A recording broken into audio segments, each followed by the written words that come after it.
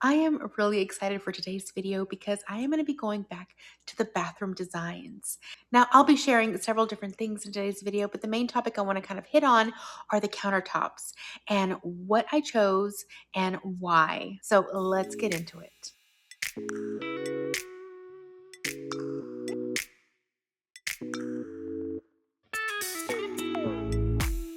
Before we get started, I want to give a quick shout out to the sponsor of today's video, Home Outlet. As you all may know, we have partnered with them throughout the construction of our home in order to finish off some of our most important spaces like our kitchen and our bathrooms. You can select from many products and services available in their store so that your next renovation or home build project goes as smoothly as possible. Through Home Outlet, we were able to make selections for tile, flooring, and even our cabinetry for our kitchens and bathrooms. The process for selecting our countertops was super easy. They have many options for surfaces depending on which your style is, and they even put you into contact with their local vendors who they work with in order to get you the countertop that you desire. You can easily find if there is a Home Outlet store near you using their store locator page on their website. Now, remember, if you're in the Fort Worth area, they also have a sister store called Seconds and Surplus. Make sure to check them out for your next home improvement project. I'll have their information in the description box below. Now, I'm going to give you guys a little refresher of what we've done in the bathrooms so far in case you've missed it. All right, so we're going to start in mine and Nelson's ensuite bathroom.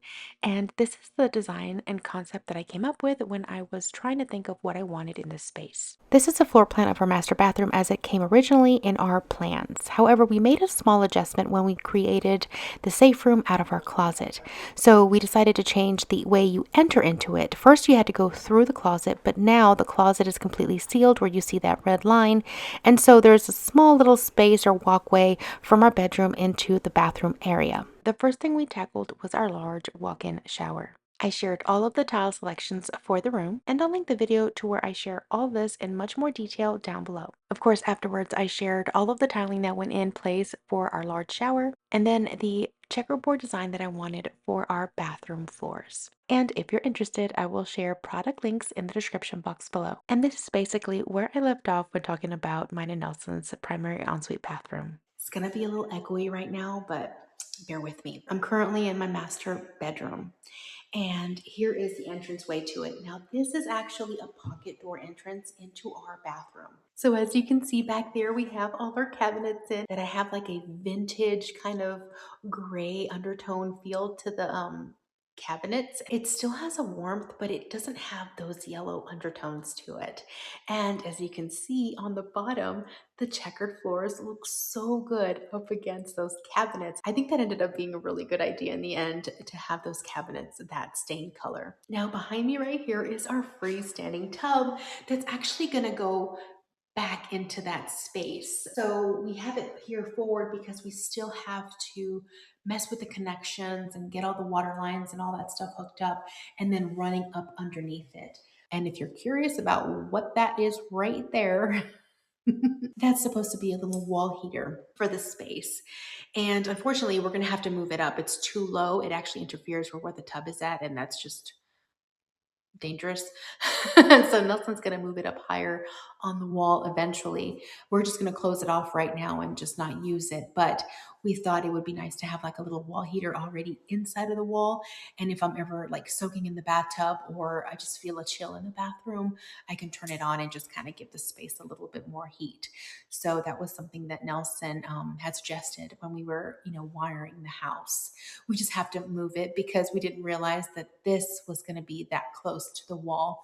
And Nelson wants to be as safe as possible. So that's something that we'll have to adjust in the future. So right here is the wall that we're going to have the cabinets in. We're going to have the sinks and the mirrors and all that stuff. And it's going to look like this. See? So when we were doing the design, and getting all the measurements and everything figured out for the space, we took into account that there was that window in the middle right there. So we made sure that that was in the mock-up when we were designing the space at Home Outlet. So we got all of the cabinetry on the bottom. You can see, the countertops and then the towers that go on either end. And I just think this wall is just going to be, spectacular. It's going to look really pretty when it all comes together. All right, opposite this is our master shower. We have like a seat, a bench there, and tiles that go all the way up to the ceiling. We also have the nooks that I had designed, and also right underneath each of the shower heads that are going to go in, they're going to come out, about this much, and there's a his and hers, and so I'm excited about that. We're each going to have our own little nook, and then eventually this will all be enclosed with glass that comes out this way. It's going to come out this way and then this way. And then back there is, Nelson's happy place.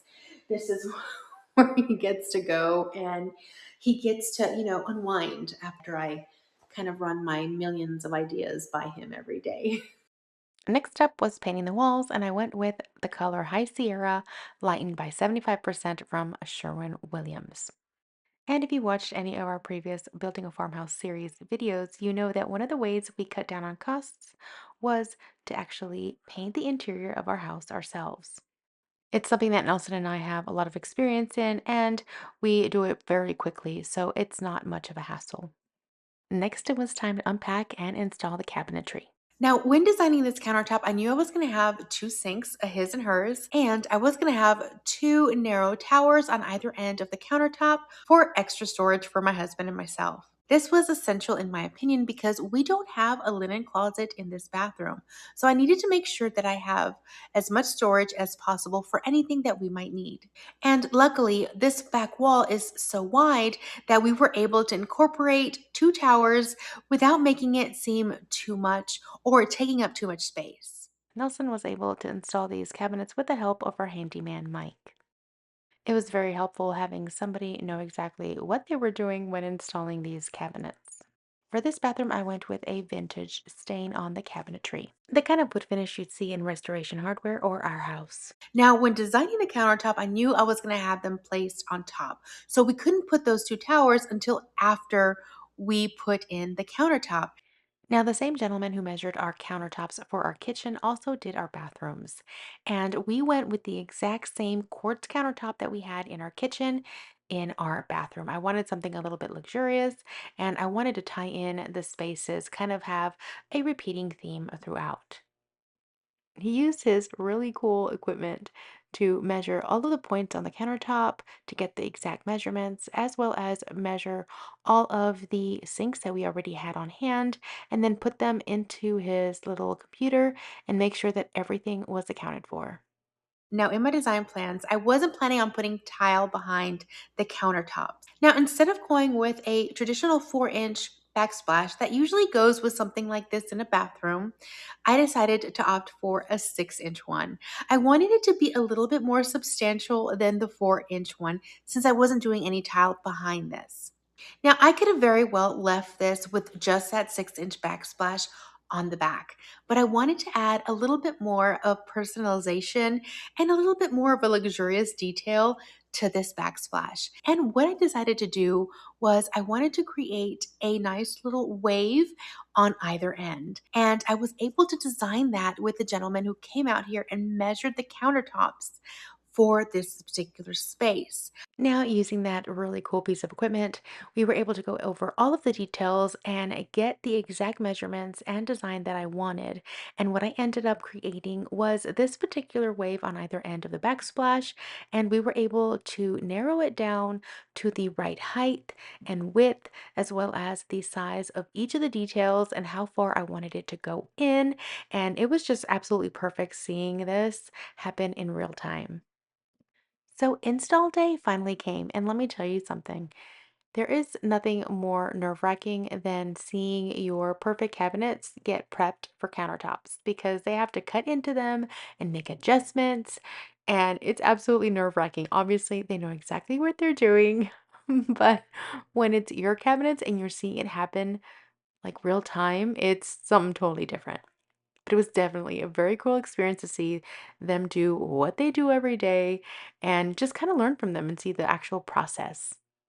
Now, because the space where our countertop was going to go was much larger than an actual slab of stone, we had to have two different pieces and they needed to be sealed together in the center. They color match a special epoxy as well as use this contraption in order to hold it together and bring both pieces together to kind of seal and create a barely visible seam between both of them. Now that stayed there for a bit, and then once that was done, it was time for Nelson to put the towers on both ends of the countertop.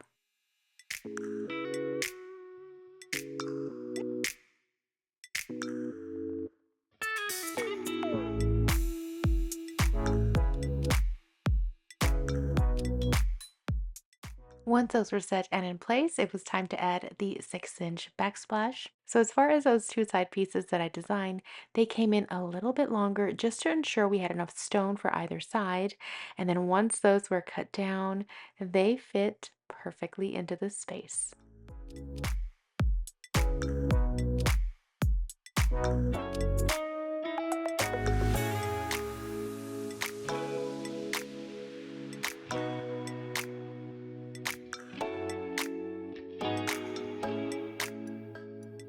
Now for the kids' bathrooms. As you all know, I have a more feminine bathroom for the girls, and then I have a more masculine bathroom for our son. I wanted something that would go with both the beige colored tone cabinets in our girls' bathroom, as well as the deep blue that my son selected for his.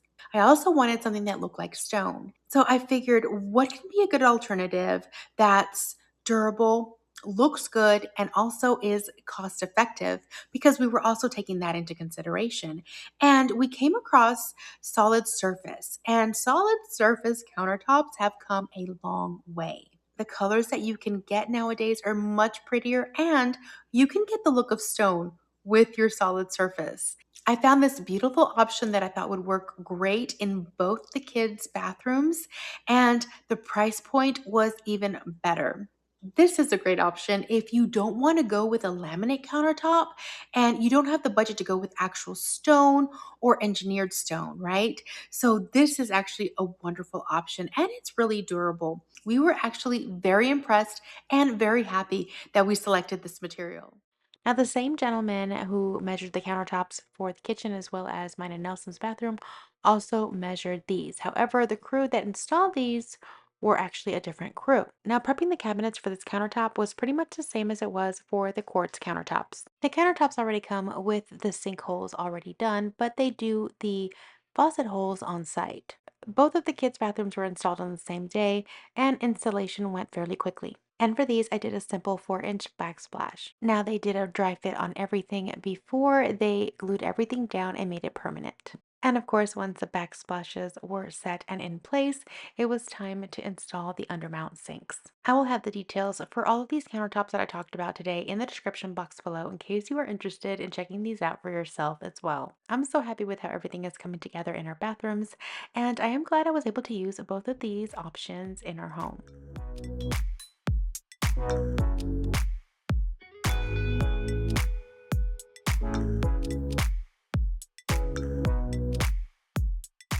Well, that's it for today's video. I hope you enjoyed it. If you did, please make sure to give this video a thumbs up. I'd love to know what you guys think of the countertop selections for these bathrooms. And I'm curious, which design style do you gravitate more? Mine and Nelson's bathroom, the feminine girls' bathroom, or the more masculine one? I'd like to thank Home Outlet again for sponsoring today's video and working with us in the design of our home. If you're interested in either of these countertop options for your bathroom renovations, don't forget to check out their website. I'll have everything listed below. They also have granite, laminate, as well as butcher block in addition to their solid surface, as well as their quartz selections. I'll be sharing even more details of these bathrooms very soon, along with their final reveals, so make sure you stick around by subscribing so you don't miss out. I will see you all back here next week with another video. Until then, adios!